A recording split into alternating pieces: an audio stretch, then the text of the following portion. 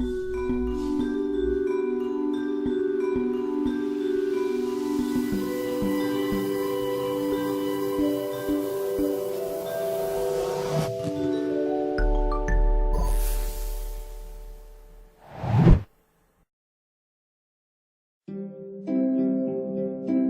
se a gente pudesse fazer o mundo à mão?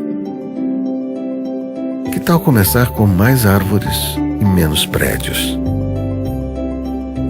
Preservar o que realmente importa. Cofres para guardar beijos e abraços. A cada esquina, uma escola. Seria proibido existir menos pais do que crianças.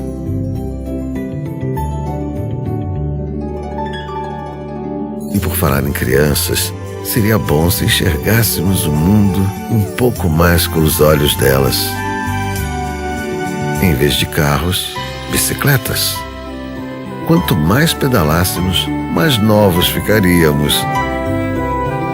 Ao tempo devolveríamos seu ritmo natural.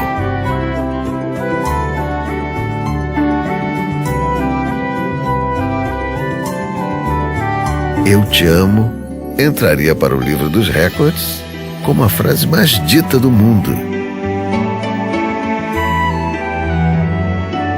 A diversidade seria o principal indicativo de riqueza dos países.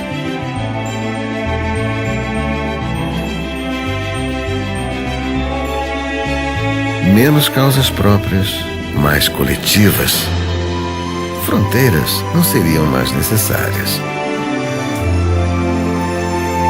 O ser humano estaria sempre em primeiro lugar.